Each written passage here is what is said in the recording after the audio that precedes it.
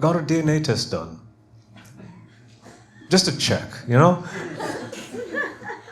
And it was one of these 23andMe, Ancestry.com things. You know, these things that white people tend to do when they want to feel more interesting. And it's also a very good way to find out where your grandfather went on his gap year.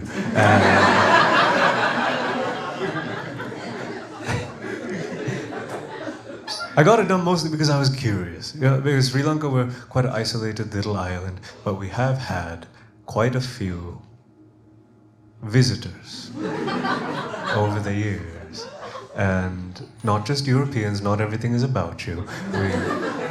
We've had the Chinese, we've had the Persians, we've had the Indians, a few too many times. And Sri Lanka in the age of conquest was much like Britney Spears in the 90s, where everyone liked us a bit too much for our own good.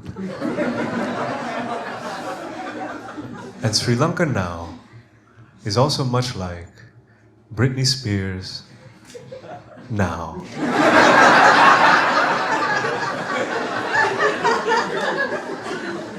In that we are not in the news quite as often, but when we are, it is rarely for a good reason. And so I got this thing done, and the results were quite terribly boring. It turns out that I am 99.95% Sri Lankan. If you ever wondered what a pure Sri Lankan looks like, this is it, I guess. Apparently the remaining 0.05% is Congolese. And I'm not sure how that got there. I'm not entirely sure which part of me that is.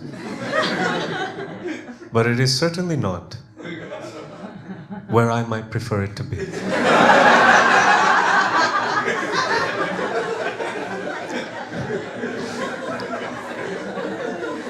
I apologize, I'm not usually a dick joke kind of guy, but you do have to whip one out every now and again.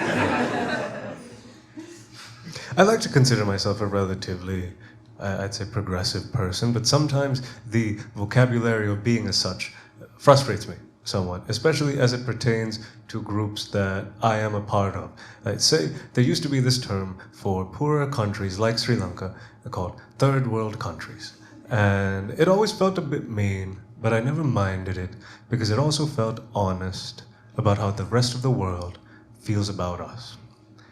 Whereas now there seems to be some attempt to replace it with a nicer sounding term you might have heard, the global south, because they want to make it sound like it's the geography that fucked us. And what I don't like about it is that it doesn't really make much sense. Say, India, for example, is in the northern hemisphere, but is a part of the global south. Whereas Australia is about as far south as you can go and is not a part of the global south. So to remedy this inconsistency, I propose an alternative classification method. Non-Eurovision countries. and Eurovision countries. So as to say, countries with dignity and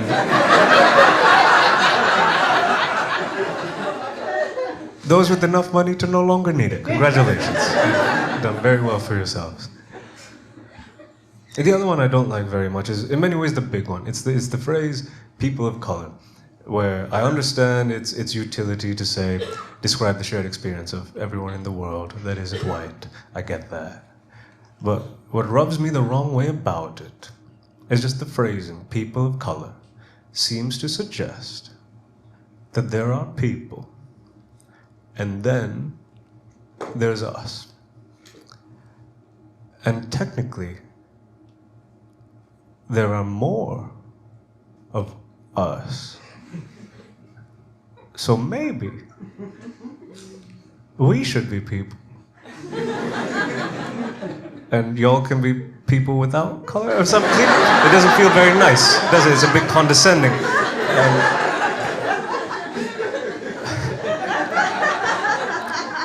I would not truly wish that upon you. I would like to live in a world where we're all just people. White people too. Hey, listen, white people are people too. Someone had to say it. I will die on this hill. Far too many of you have begun paying money to see me for some reason. I did some shows back home in Sri Lanka earlier last year, and they went all right. I did not get arrested. And that was the main goal. And after one of them, this man came up to me, and he was being very sweet. He said, "Oh, it's so nice of you to come back home to Sri Lanka and do shows here and give back to your country in this way." And I had to reassure him that I was very much being paid to be there. And it also made me think about what he said of giving back to my country, where that seems to imply that my country has given something to me to begin with. I thought about what growing up in Sri Lanka really has given me as a person. And really the strongest, most prominent thing it has given me is an intense will to leave and never come back. And that's worked out all right. But also, I don't want to shit talk my own home country that much. I think that's more of a me problem than a Sri Lanka problem, if that makes sense. I think me, the person that I am, wherever I was born, would have wanted to leave that place. You know, if I were to separate people in the world into two separate groups, always a great idea, I would separate them into people that leave and people that stay. And I am, of course, very biased in this opinion, but I do believe that people that leave are objectively better in almost every way. And if you're here and you like my stuff, you're very likely a person that left, and I want you to know that you are right to do so. And if you are a person that stayed, that somehow ended up here, very likely because your much cooler friend invited you along, I want you to know that it's not all bad being you, you know? Because even though we are so much more interesting than you, we all are generally far happier than we will ever be, so it balances out, you know? And when I say leave, I do mean like a big leave. I think it grows a person in a very specific way to be out in the world by yourself, outside of the context that you grew up with. And in a way that doesn't necessarily happen when you, say, move from the small town in your country to the big city in your country, or you move to the country next door, even. Like, I was around a group of people in London I didn't know that well, and there was a woman from Italy there who had just recently moved from Rome to London, and she was saying about, like, yeah, it's really hard to be an immigrant to the UK.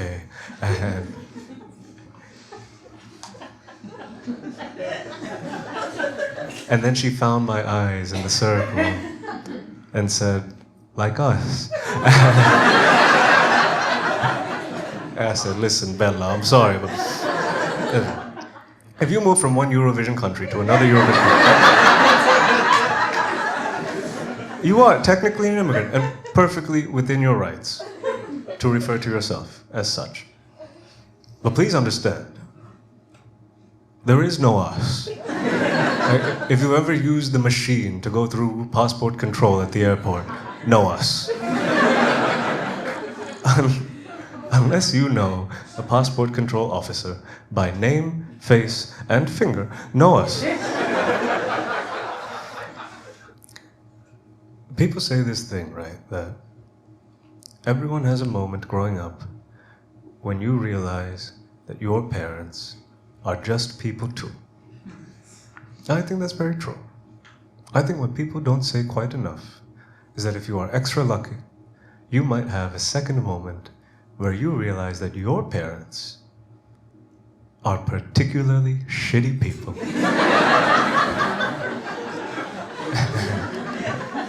And I feel that way about mine. And when I express this sentiment to certain people, usually people that are closer to their families, they'll get upset at me. They'll say, like, oh, how could you say that? They're your parents. They made you who you are. And that is my problem. Exactly. I have spent the bulk of my adult life undoing their fine work.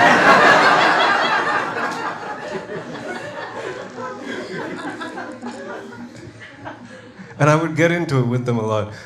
And their main defense for their behavior was that they tried their best. Which I understand. Sometimes you try your best and you fall short, and that happens, that's life. But I do feel that with certain things, if you try your best and you still fuck up,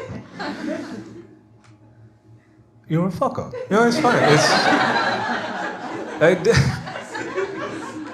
Anything where lives are on the line, especially. In parenting, definitely lives are on the line. Any profession where lives are on the line, surgeons don't get to try their best. Submarine designers. Pilots are a very easy example. Pilots that tried their best fly for Ryanair. And those planes are no one's first choice, not yours and not theirs.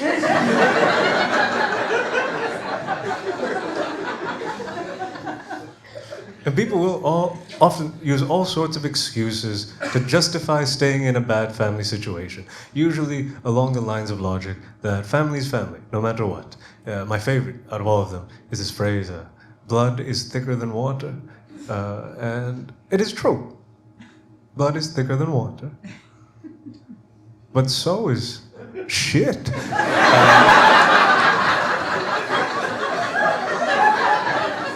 You wouldn't catch me fucking my plumber anytime soon.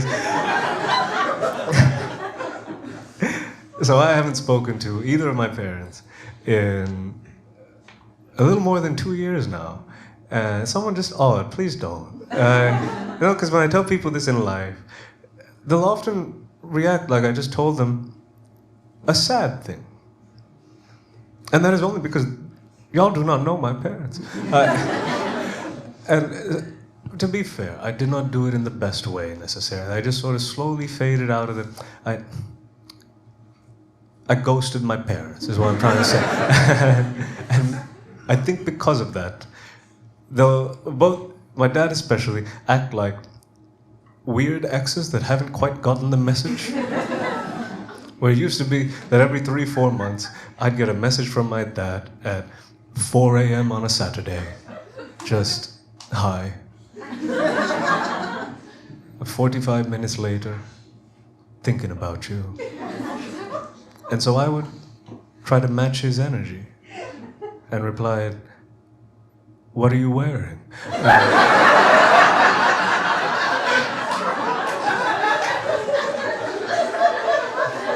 And that stopped the messages. You can use that. That's for all of us.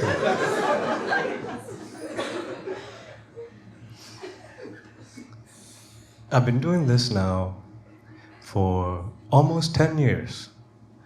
And it's only been in the last 2 years or so that people have begun willingly paying to see me. Prior to that, it was mostly trickery and coercion. And it's been very nice. It's been nice that people come to see the show.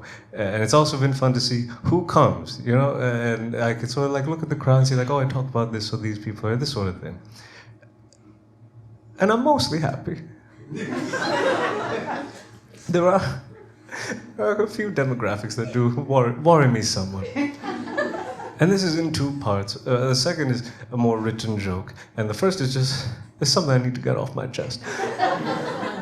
Is that for whatever reason, there seemed to be a very prominent contingent of yoga instructors that connect with my work.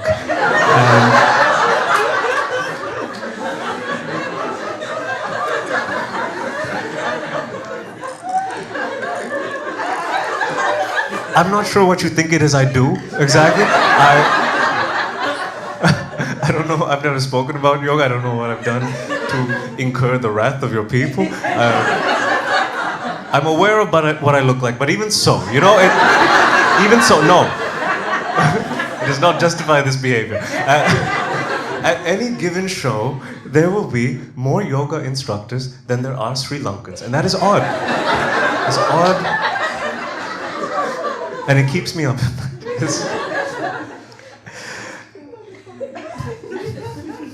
Another thing I've noticed, there's very few, they say, relatively at least, most of the immigrants that come and see me, there's a lot of immigrants that come and see me. Most of y'all are, not to be mean to the latter group, but real immigrants. You know, you got yourselves here. There's very few, let's say, children of immigrants. You came over with your parents and they did all the work for you. And I think most of the reason is because I say shit like that. But and I get it, you know, like if you are, say, like a Sri Lankan, in my case, that grew up out here, I get why I'd be a weird thing for it, because I sort of like have the same worldview as you, but there's an anger behind my eyes that reminds you of your dad.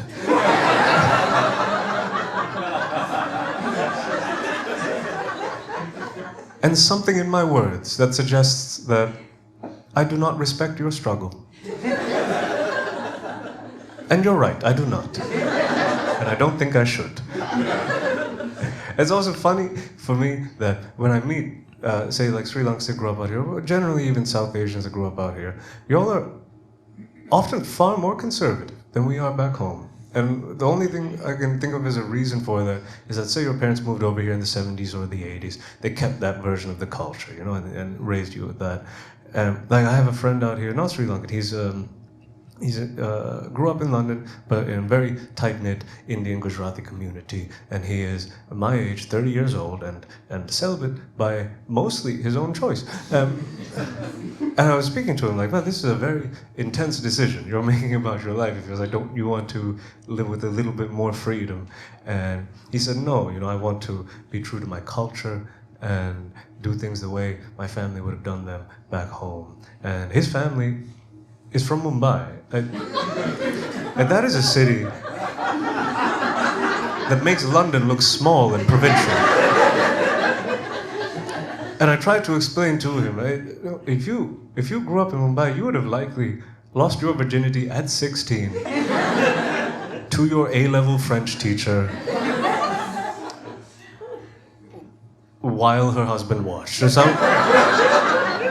And he said, that is an awfully specific example. And I said, this ain't about me. I'm just a very creative person. Don't read too much into the stories.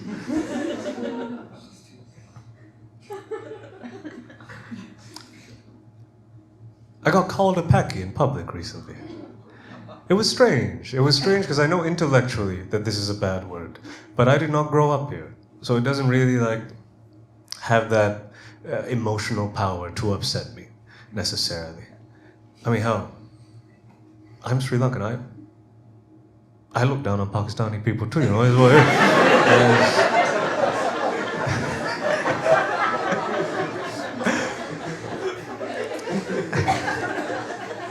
Almost as much as I do Indians, almost. And Indians, I know you are in the room. Because that laugh about the Pakistani bit was just a little bit too much, you know? It's racist pieces of shit.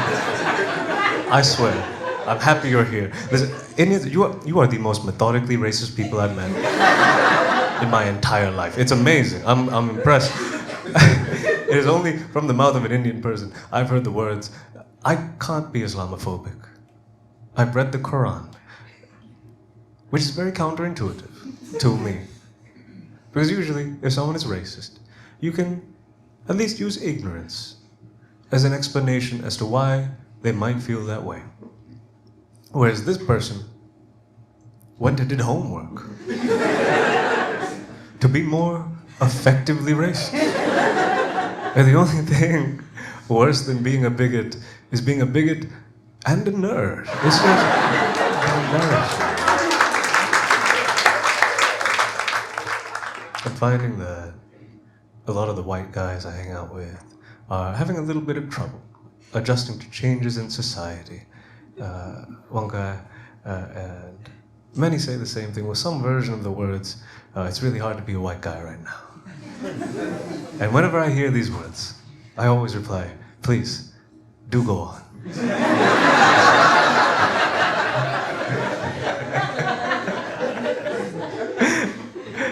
you be some version of like, yeah, you know, I feel like there's people out there that don't like me just for the demographic that I was born into. And sometimes I even feel like I miss out on opportunities because of it. And I'm listening like, damn, man, I cannot imagine what that must be like for you. No, but there is a very specific demographic of white guy that I have a true empathy for. It is if you are a young-ish, let's say under 40, liberal white guy. Because that's a, I don't know, uniquely difficult position, because you are politically inclined to hate yourself. And you were born just in time to miss the glory days of your people. Y'all were doing so well for 500 years. And right before you pop out, everyone hates you. And you can't even be mad about it. You need to take it on the chin. It's rough. You were invited to the house party just in time for the neighbors to call the police.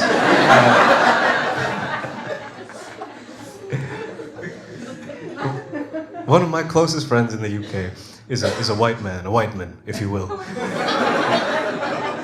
And he's such a lovely, wonderful person. He's a very empathetic sort of guy. He will very much walk around carrying the shame of his race.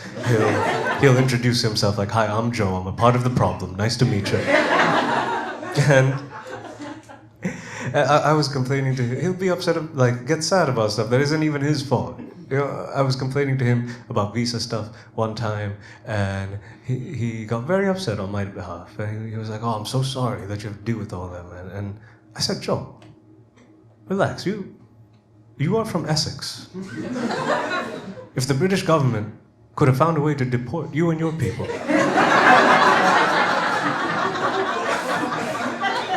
they most definitely would have by now.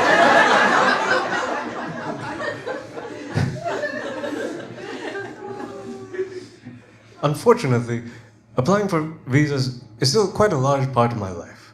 It's a lot of what I think about. I need a visa to be here, like if I'm living in any country, and if I even visit a country. Almost every country I visit, I need to apply for a visa, because you can look this up. Sri Lanka's passport is in the top 10 worst passports in the world. Especially Europe is a little bit extra annoying. You show all these documents, usually at the very least your incoming flight, your return flight, your accommodation while you're there, 6 months bank statements, a letter from your employer, all this stuff where you're basically trying to prove to this other country that you're not going to run away when you show up. And I was more okay with it when I was younger. I think because, I don't know, I was young, I hadn't done much in the world, and quite frankly, I would have very gladly run away in most countries they let me into them. But as I get older, it all feels a little demeaning, you know? Where I was applying for a visa to Austria recently, and I was getting all of my documents together, and I had the thought of, you know, Austria wishes that I would run away in their irrelevant-ass country. I would be their biggest cultural export in 2 years, tops. Who else do they have? Their last guy was the guy that played the Terminator, and before that it was the Terminator. It was the real, it was T6 million, number one.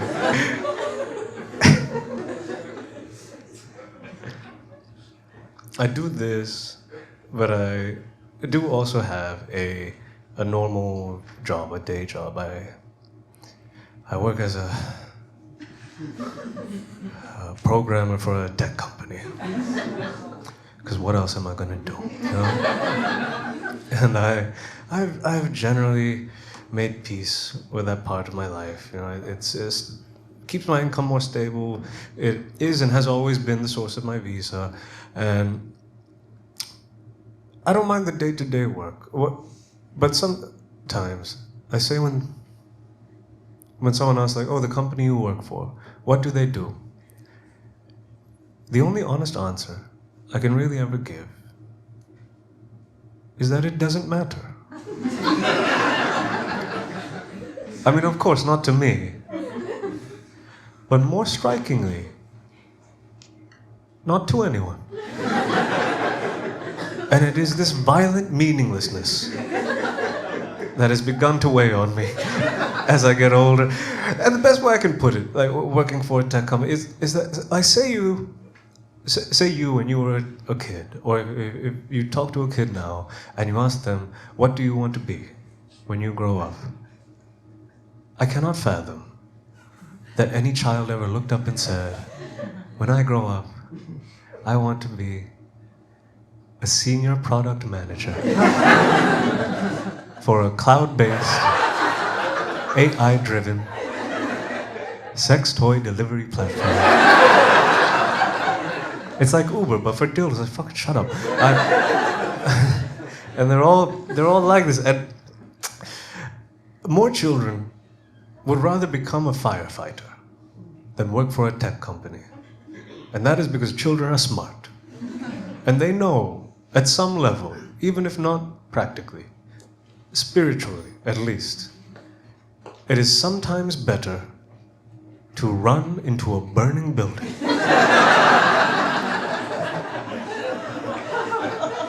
than to hear that Slack notification one more goddamn time.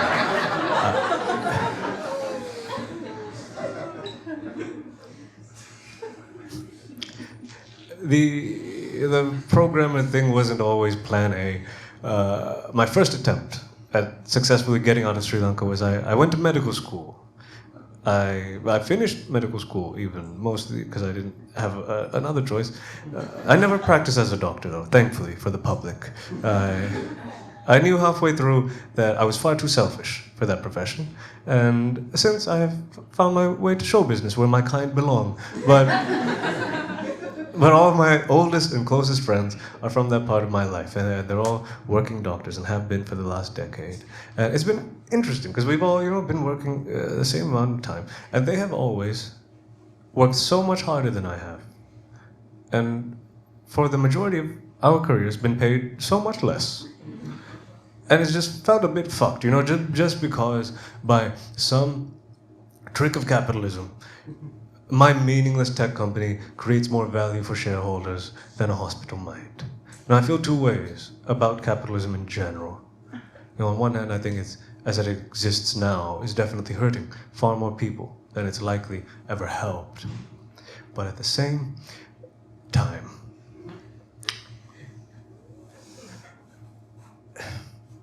listen, I'm trying to get rich, all right? And it is finally beginning to seem like I just might pull it off. So I need capitalism for like 5 more years, all right? And then we can do the revolution. We can use my palace as a headquarters, but I need my palace. And by palace, I mean like a nice 2-bedroom, I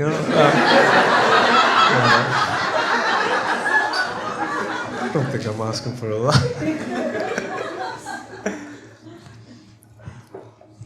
Me and that gang, we've lived quite far apart, but in the same country since we've been in the UK.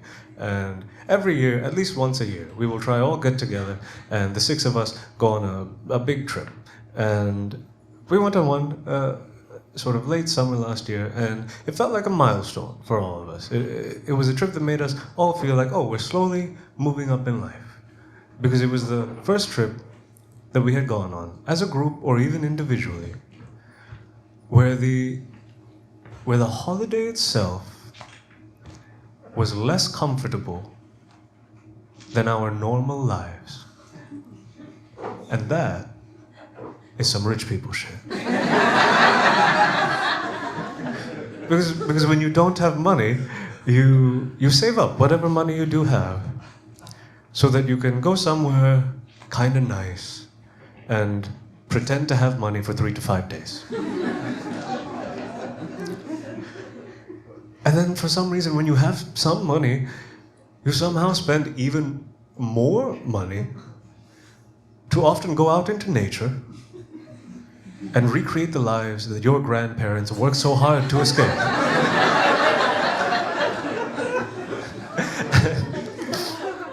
I've always talked such a great deal of shit about people that like doing all this nature stuff, you know? But this time, me and the gang, we went to Iceland and we did a bunch of nature stuff, and it was quite delightful. It was... things came out of my mouth in Iceland I never thought I would say. I looked out a window at a big rock and I was like, fucking that's a good rock. Right? I've never been geologically aroused before. I'm saving this image for later. I think about that rock every day. It's quite an eventful summer. A little while before that, I went to this. Have you all heard of this American hippie sort of festival, Burning Man? I went to something very much like that. It wasn't Burning Man itself. It was in Spain. So I spent 7 days camping in the Spanish desert. And it was fun. I don't think it was really my scene, though. You know, just to give you an idea of the demographics, right? I'm just going to put a statistic out there for you. Let's just say there were exponentially more dreadlocks than there were black people. All right, you do with that information what you will. No judgment, a little bit of judgment, mostly no judgment. You do with your body what you will, but you know, they were perfectly nice people. I just don't know if they were my people. You know? And so, and like many festivals, of course, there were copious amounts of drugs being taken by myself included. But people there didn't take drugs the way I was used to taking. Like, say, if I'm going out with my friends and we're taking some stuff, we'll find a dark corner outside the venue and take our stuff and get on with our night. Whereas here, they like to do what I remember them referring to as an intention circle. I see some of you are familiar.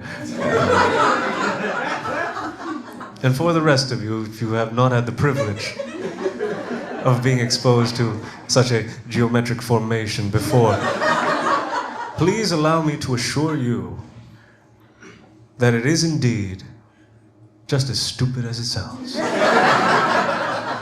So, what an intention circle is, right, is that, okay, to give you a lay of the land, the way it's set up is so it's in the desert, so there's a lot of dirt. As far as the eye can see, dirt. But that's fine, it's a desert, that's what they do, they have dirt.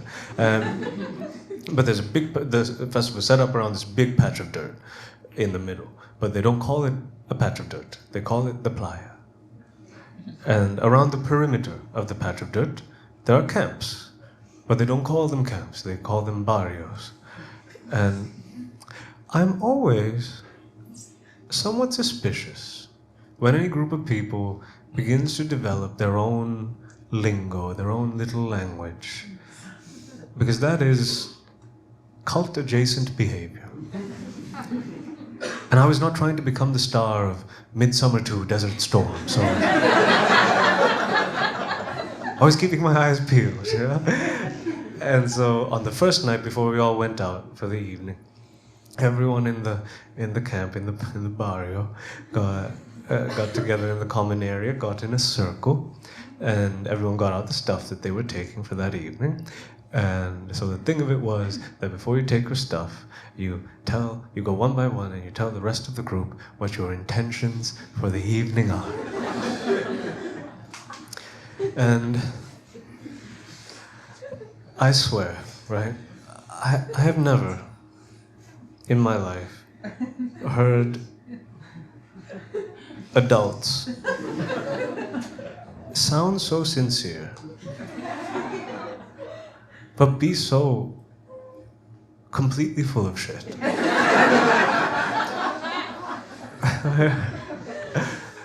The first person went and said something like, "Oh, I just want to connect more with all of you and with the playa and to feel the warmth of the stars. And the stars aren't warm. That is, if anything, their main appeal. And then the next person went and said something like, oh, I just want to feel more alive than I ever have before. And then, so it went like this, one by one. And eventually, it got to me. And I made some shit up. So I wanted to take my drugs and get on with my evening.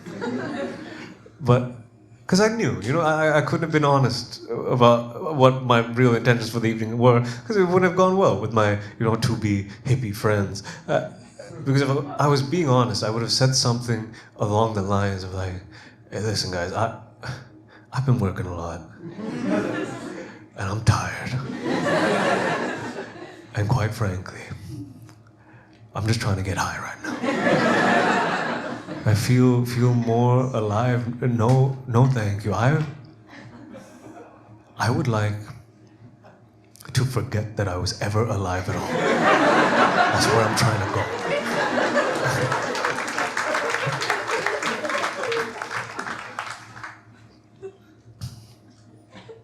One of the most interesting people I met in my whole life is the mother of an ex of mine. I remember when we first met, ex at the time introduced us and then went to the other room. And then her mom, she looked me up and down. And the first thing she asked was, were you hit as a child? And I was like, strong start, all right, cool. I just nodded. And she followed up with hit or hit. And I said hit. And she looked me up and down again and said, I thought so, and walked away. And I do not have closure to this day. But I immediately understood what she meant, And also, before I go into it, I don't think any of this is any way anyone should treat a kid ever.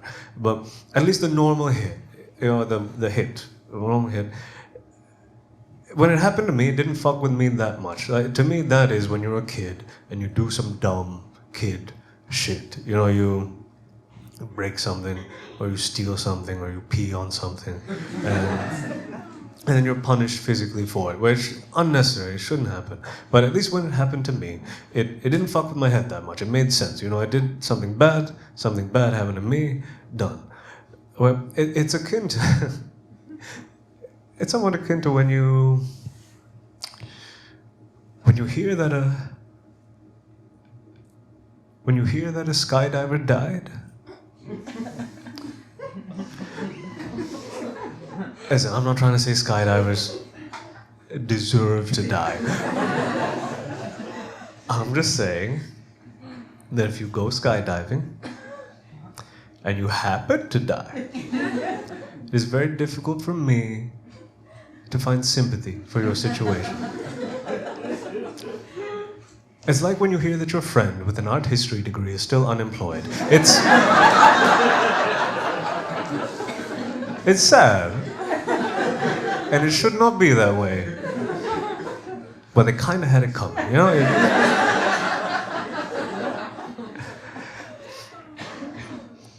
And then hit to me is something entirely different. I think that's what I have quite a lot of intimate experience with. It's most of my beef with my dad, right?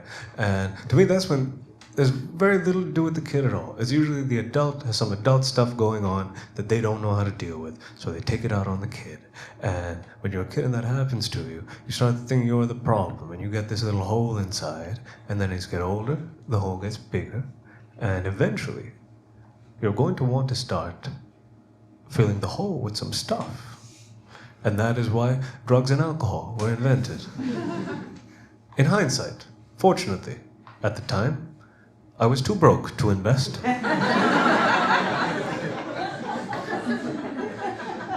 So I think I filled my hole by, I don't know, just trying to achieve stuff and get validation through that and fill it that way. And sometimes I'll take it way too far and completely burn myself out and end up in quite a bad state. And when that happens, I will always find solace in telling myself that, hey, could have been heroin. However bad this is, you know what would have been worse? Heroin. No, it's all... when I had this realization about myself, it was strangely the only time in my life I've had even the slightest shred of empathy for this incredible weirdo of a man, Elon Musk. Hear me out here. Because in some interview way back, right, I read that he also had quite an abusive dad. And when I connected those two things, his whole shit, at the very least, made sense, you know? Because I thought I had it bad. This man is trying to go all the way to Mars to see if there's a dad there that'll love him. That's tragic. That's a tragic life.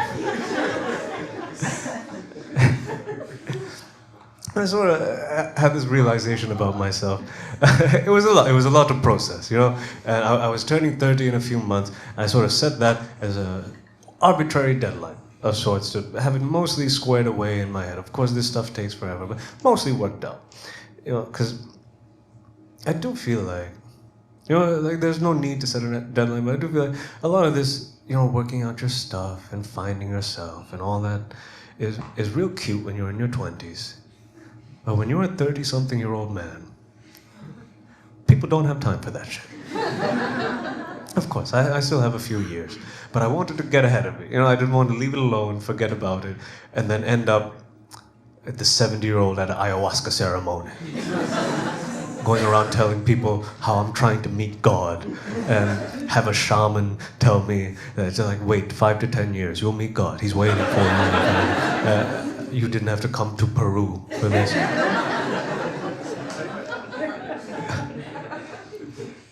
Around that time, I started seeing my therapist much more regularly as well. I go every now, like for like 6 weeks at a time, like a tune-up every 6 weeks. But I started going every week for a while, and it was very helpful. My only qualms earlier on in the process was that at these prices,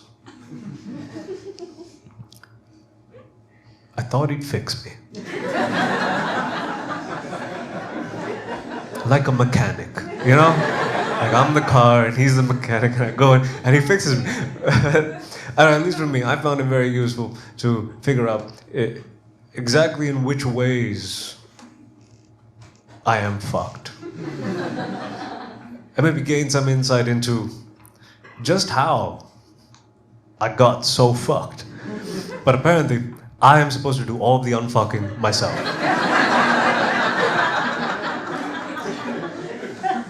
Is much less a mechanic and more IKEA for your emotions. You know? Where you're given the tools and some materials where you have to put your shitty table of a personality together all by yourself. I started around that time trying to generally get my life together. You know, I was quite a sedentary person, and I started trying to exercise more.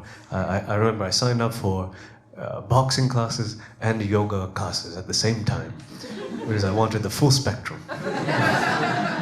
And I remember being so much more nervous for the boxing classes. And in hindsight, I really didn't need to be. I remember I went, and it was such a nice, welcoming vibe. Everyone was very eager to help a new person. It was a real community sort of feeling. And then I went to the yoga classes. And I tell you, I have never been so afraid in my entire life. Everyone was like namaste to each other, but it's just a lot of sociopaths in spandex. You know, just psychos in lycra, all of them. And I wondered why this was. And the only thing I think from the people I met, at least, the people at the boxing classes, pretty chill. They were just there to blow off some steam and get some exercise and maybe get better at boxing. Whereas the people at the yoga classes, not all of them, but enough, seemed to be under some assumption that doing yoga would also make you a better person. And I'm not sure that's how it works. Say if you're an asshole and you go do yoga, you're not any less of an asshole. You're just a bendy asshole.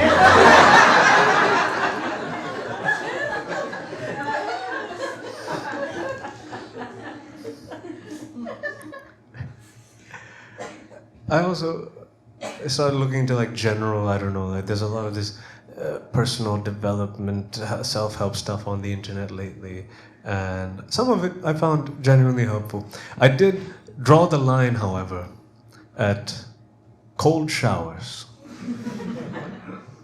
Because I remember when I saw it, I was surprised that it was as popular as it was, or seemed to be, where no one else finds this disrespectful to poor people.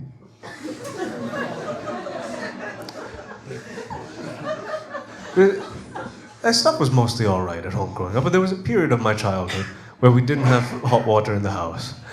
And the idea of recreating that feeling for the sake of optimizing my morning felt a bit grotesque, you know? It felt like financial appropriation. And I just didn't want any part of it. I'm also not sure if anyone is aware, Sri Lanka is a mostly Buddhist country, and I grew up vaguely Buddhist, and I sort of got away from it, and I thought, let me look back there, see if there's anything for me, anything helpful. And I went looking for resources and such, and was very disconcerted to find just how many monks with podcasts there seem to be in the world at this moment. It's not that they shouldn't have access to technology, right? But it does feel wrong. I remember growing up in Sri Lanka, it's a Buddhist country, there's monks just like around. Every now and then, you see one carrying a cell phone. I remember when I saw that, I was like, what's going on there? Like, there's dissonance in that image. You know? It's like when you see a supermodel with a book. You have the intrusive thought of like, oh, do they know how to use that thing? And it is very interesting to me that out of the entire show, it is only at this part where I'm mean about supermodels that a good chunk of you pull back real hard. As if I had just disparaged a marginalized group of some sort and not hot rich people. And the reason I keep it in is because there's a bit right after this related to it that is going to work, watch. And also that I have had the immense displeasure of working with these people in the past. And however dumb you might imagine they are, dumber. and they're pretty looking, so no one tells them. You know, especially male models. Male models in particular. Because, right? Male models, where modeling is one of the few professions where men are generally paid less than women, which is to say that if you are a male model, you are so useless to society, so intellectually devoid of value, that even the patriarchy could not help you get paid. So, how am I supposed to respect you as a man?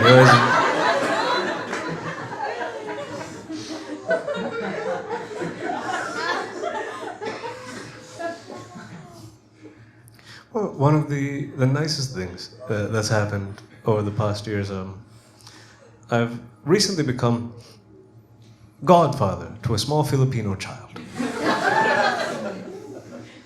I'm just going to leave that there with no context. No, I mean, it's easy to figure out. I have two close friends who are both Filipino. And they had a kid and then made me the godfather on my birthday. in this room, actually. And it was interesting. They're my first friends to have had a kid, because I generally have quite smart friends. And, and I had always thought of people that have kids as the sort of people I don't want to hang out with. And they really changed my mind on the whole thing, you know? I remember the first weekend after the baby came out, right? And Aaron, the dad, he messaged me saying, "Hey man, you wanna take mushrooms and hang out in the park with the baby?" And I said, "I think I want to be a father. This sounds wonderful." And I remember that day. There was this like just about newborn baby. I was holding her, and the trees were beginning to breathe at me. And I thought, man, I might be a family man after all.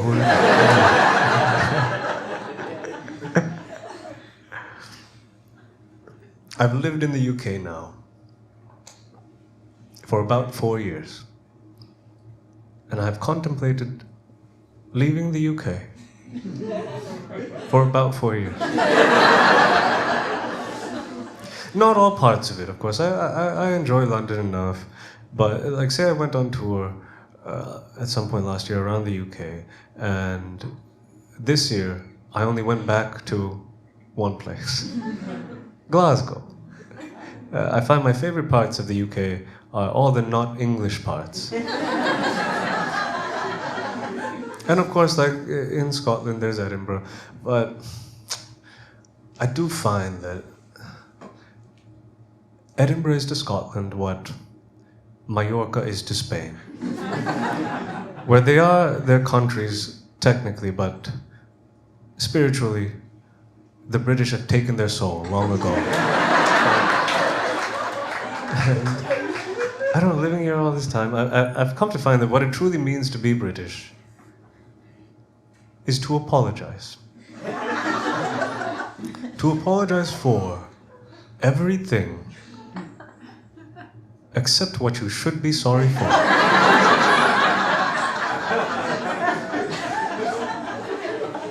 And even that, only in the daytime. At night, you are different creatures entirely. You're like gremlins. You know that 80s movie with the little furry things and you can't give them water past midnight? Where with a British person, if you give them even a drop of alcohol after the sun goes down, you better get out the fucking way. Well, I remember when I moved here, I was so confused. I looked around at all these meek people, and I was like, these are the people that took 2/3 of the world for themselves? And then I saw a Newcastle High Street past sundown and thought, there they are. I see the vision. I see the...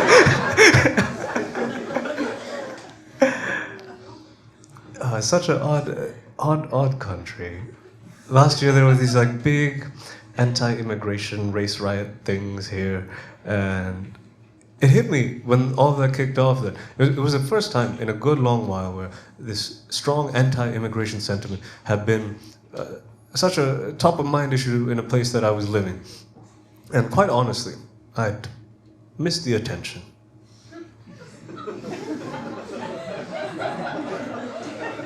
And it also really made me feel and realize that as an immigrant, I owe not an apology, but a statement of thanks, at least, to the trans community for keeping the bigots at bay for so many years, because they have been so worried about where you're going to the bathroom that we have been crossing borders willy-nilly.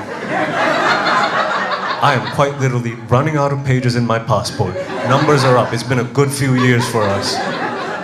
So I just want you to know that your sacrifice does not go unnoticed. Your service is appreciated. Thank you for being the boogeyman instead of us for a few years. Boogie person, my bad, boogie person.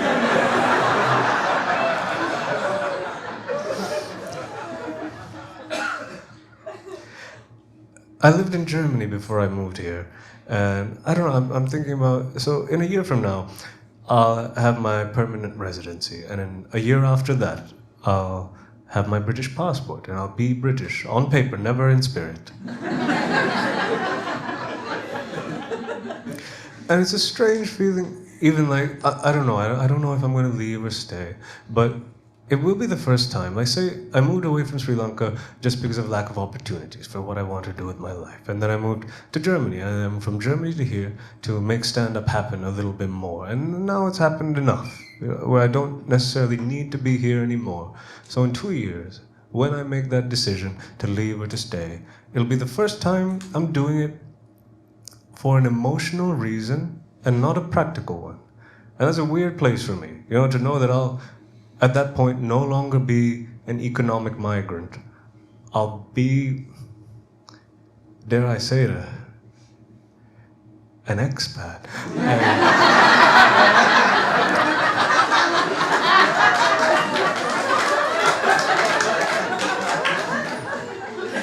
It feels strange to know that through my efforts, I've become what I have hated most. But I've accepted it, and I'm trying to prepare for the transition. I'm beginning by learning how to care about things that don't really matter, so that I can more easily come to terms with how disgustingly secure my life is. And I'm starting with recycling. Because I don't know if you're aware, but recycling is a lie and a scam. Especially plastic recycling, they just send that shit to Asia. I'm entirely certain that recycling is just a conspiracy by the United Nations to keep Germany occupied.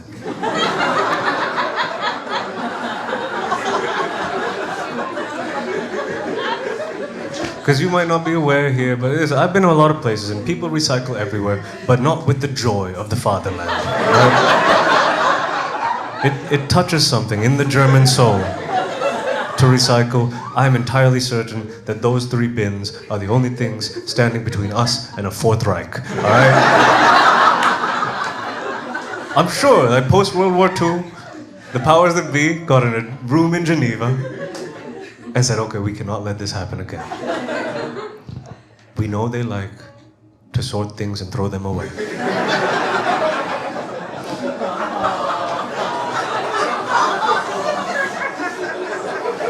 We just switch out the people for plastic, and I think that'll buy us a couple hundred years. Yeah.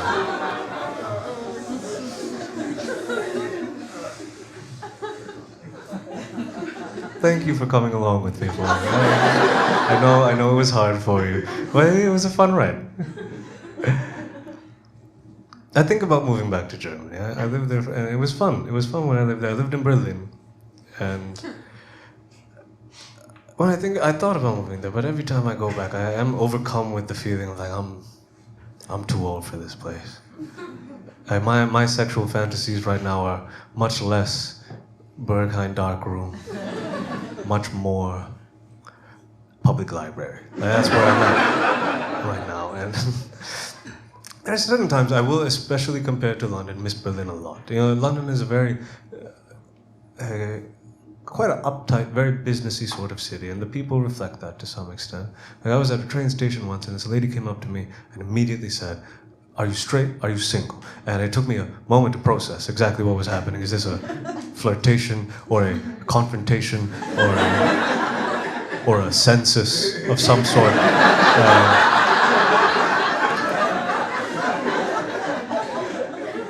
And then I said yes. No, and she immediately walked away, and I have never felt more like a piece of meat in my entire life. And I know that would never happen in Berlin. First of all, no one in Berlin would ever ask if I'm straight, because everyone in Berlin knows that everyone is a little gay. I have never been intimate with a man, but I have also never been in the same room as Lenny Kravitz. And I do believe that it's not over till it's over.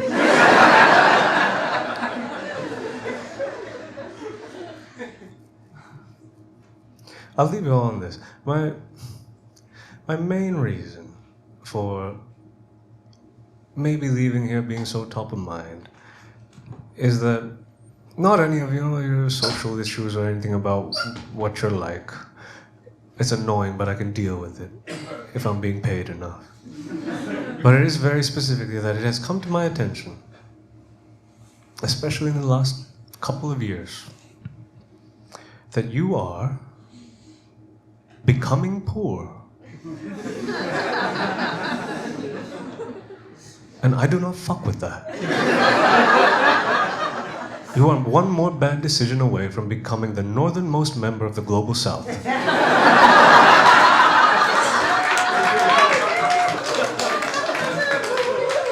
And I have not worked so hard my entire life to move from one struggling island nation to another. When I express this sentiment to British people sometimes, some people get a little bit upset at me, you know, they'll say like, oh wow, that's very, very cynical of you to just move to a place and use its resources to build yourself up.